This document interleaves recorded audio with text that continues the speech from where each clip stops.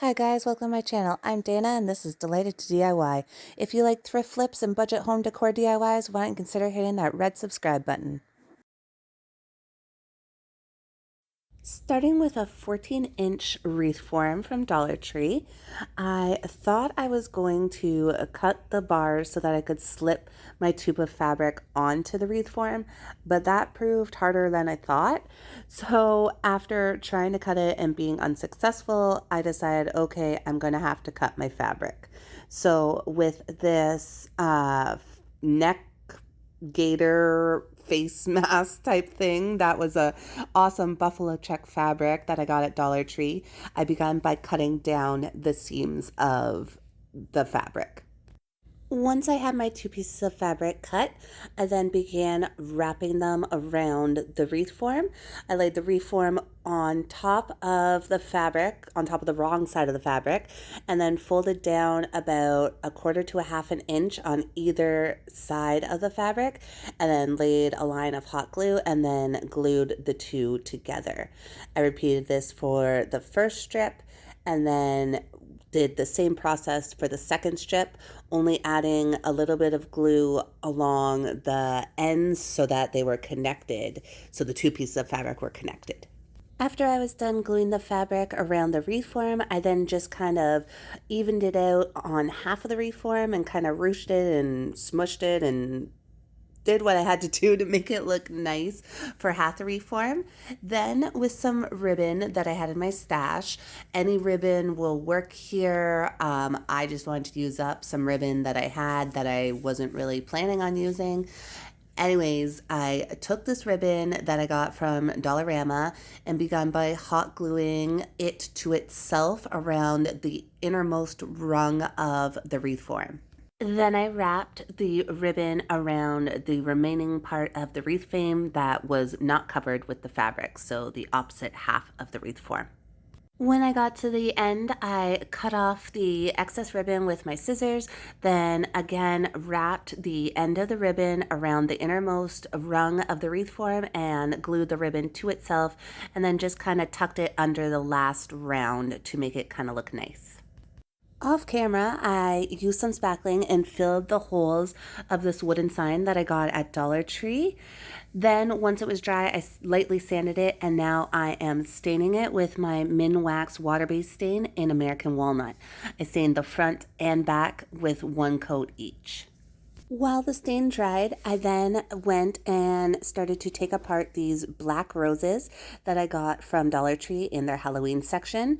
At first, they had these more larger roses that you see on the right side. Unfortunately, I only grabbed one bunch of them at the time, thinking I wasn't too sure what I was going to make with them. And now they only had the bunches on the left, which are slightly smaller and have some eyeballs in the center, but I will make it all work. So what I did was just begun by clipping off with my wire cutters the rose heads and then sliding off all the leaves and any other twig-like embellishments that were on these picks. I did the same thing for all of them and also removed the eyeballs from the roses that had eyeballs in the center of them. Before I embellished the wreath frame, I added a little bit of hot glue on the front and back of the ribbon, where the ribbon and the fabric meet, so that way I could glue them together so that they would stay put, so to speak, so that way the fabric isn't sliding further over the frame and staying basically in the halfway spot. Next, I began hot gluing the leaves that I had taken off of the rose stems onto the ribbon portion of the wreath frame. I just kind of did this cross from each other. So I would do one set of leaves and then kind of move up on an angle to the outer side of the wreath frame and then go back to the inner side of the wreath frame. I continued with this spacing for the entire part of the ribbon section, adding the leaves across from each other in a zigzag type pattern on the outside and inside of the frame. Then I began adding the roses. I trimmed down the roses to almost that they're flush. This makes it a lot easier to glue them onto the ribbon. So I begun gluing two near the bottom where the fabric and the ribbon meet. Then I glued two at the top. And then I stopped because I knew that I wanted my sign to go in the middle of the ribbon section. So I wanted to get it sized out first. But before adding the sign onto the wreath, I gave it a heavy dry brushing with white acrylic paint. When my sign was dry, I laid it out on the wreath form where I wanted it and took a mental note of the letters that were touching the wreath form. That's so I could remember where to add my hot glue. I added a fairly generous amount of hot glue where it would touch the wreath form, then glued it on to the wreath. With the sign in place, I could now come in with the remainder of the roses and fill in the bare spots above and below the sign with the roses to cover up the remainder of the ribbon. So I did it in the same manner of cutting the stems as close to the base of the flower as possible, and then adding a generous amount of hot glue and gluing it down to the ribbon. Once I had covered up all the ribbon above and below the sign with the roses, I then went to work on trying to hide some of the pumpkin color on the ribbon that was still showing through the sign. So I began by cutting up some of the leftover leaves from the rose stems and hot gluing them under the sign and on the wreath form, so kind of in between as you see here, to hide the ribbon along the edges. And then I also took two more leaves and hot glued them in between the two peas to hide the ribbon that was showing through there. I just kind of glued them down in between the two peas and kind of squished, and I actually cut the leaves a little smaller too once they were glued on, so that way the words were still able to be read. I took any of the remaining leaves and just glued them above and below the sign just to fill in any more sparse places that I could find when I would lift the wreath and look at it from all sides and angles. When I was happy with the placements, then I took the twigs that we had cut off of the floral picks and begun gluing them into the rose bushes. I did some above and below, and then I took the spiders that were on some of the rose picks that I had cut off when taking all the flowers apart and glued them on to the sign. And that was it for this DIY. I hope you liked my take on a farmhouse Halloween wreath.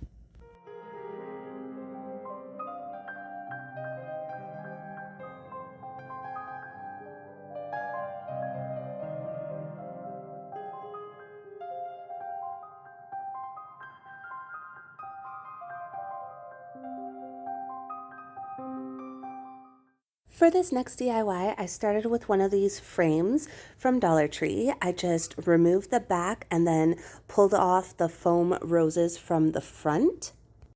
I then took some of these faux wood wall stickers that I got from Dollarama. I believe there's 8 pieces in the pack for $3. I then took one of them out and then laid the backing of the frame on top of it and measured the height that I needed. I needed to cut 2 and I just slightly overlapped them to fit on the frame. But before putting on the frame, I gave the words a couple coats of white acrylic paint, as I did try to put the sticker on without painting it and you could see the words through. So I would suggest covering up the words either with paper or paint before you lay these stickers because they are quite thin and see-through. When my paint had dried, I then applied the wall stickers to the back of the frame. I found it easiest to peel back a bit of the wall sticker, about an inch to half an inch to an inch, and lay that down along the bottom edge of my backing of my frame, and then just worked my way along the frame, peeling out the paper and smoothing out the sticker as I went along. I did this for both pieces, and then any excess that was hanging over the frame, I just cleaned up with my scissors. Next, with a rubber spiderweb placemat that I got from Dollarama, I cut out pieces of the spiderweb that I could glue into 2 corners of the picture frame. I just cut with my scissors along the thicker parts of the web so that way it would all stay together, and then just sized it out on the frame and just trimmed away what I didn't need. Today's video is part of another open playlist challenge. This time it's a Farmhouse Halloween challenge, and it's hosted by 4 amazing, talented ladies. Their channels on YouTube are 6 Kids and a Glue Gun, Mama Can Make It, DIY, Crafty Cove, and the Rusted Willow. And this month, their spotlight crafter is DIYY's Art Workshop. I'll have a link to all their channels in my description box below, as well as a link to the playlist where you'll find lots more great Farmhouse Halloween decor inspiration. Once I had the spiderwebs cut down to the sizes I needed to put in the corners, I just used small dabs of hot glue and adhered them down to the backing of the frame. I used my Cricut Joy and some smart vinyl to create my word decal that I'm going to add to the frame. I just typed out the word beware, so then I just weeded it out, added some transfer tape on top to remove it from the backing of the vinyl, and then applied it to the center of my frame. Out in my garage, I gave the frame 2 coats of matte black spray paint. I didn't do the back, but you can do the back if you want. I was just kind of in a hurry today the day I was making this project, which isn't technically today. Anyways, I just added back in the backing of the frame, put down the little metal pieces that hold it in place, and then began embellishing the image with some of these teeny tiny little spiders that I got 60 in a pack at Dollarama. I started by adding the hot glue onto the spiders and then gluing them down, but found that it was easier and less burning when I would add the glue to the frame or the backing and then just add the spider onto it. I did have to hold them for a couple seconds till they adhered, but then they were on there good, and that was it. I just added a bunch into the bottom corner and along the frame as if they were crawling up over the frame and onto the image, and then I glued 3 from the top and drew with my paint marker from Walmart just the lines as if it's the spider webs, them coming down from the top of the frame. And that is it for this project. You'll have to let me know in the comments what you think, and if you are enjoying these, why don't you give it a big thumbs up? It really helps to support my channel.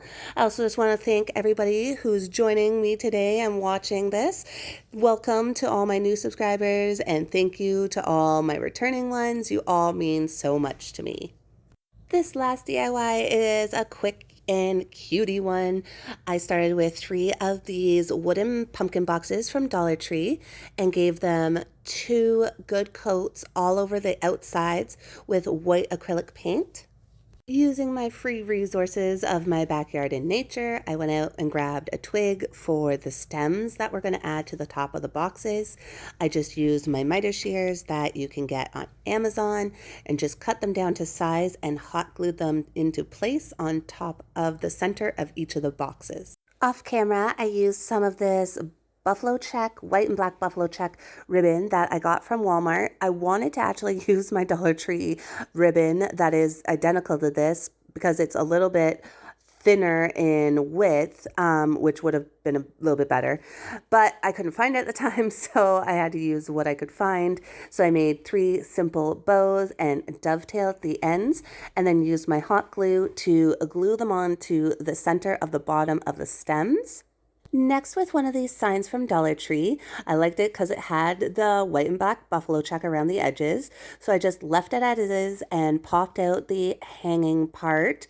I used some Spanish moss, also from Dollar Tree, and just added a bit down into the box so that it was a little bit more filled and gave it a little more texture and dimension to the piece. Then I used some hot glue, just some thin lines along the front and back of the the boxes on the bottom and glued them onto the box. I just tried to eyeball them as evenly as possible, which I didn't quite do. My eyeballing was off today. And that is it for this project. I think it'll be super cute displayed during the day and at night when you could add some of the little battery operated tea lights into the backs of these boxes. I think these projects turned out really sweet and I hope they give off a farmhouse vibe. You guys will have to let me know what you think. If I nailed the Farmhouse Halloween Decor Challenge down in the comments below. And if you want to keep watching, here's some videos I think you might like.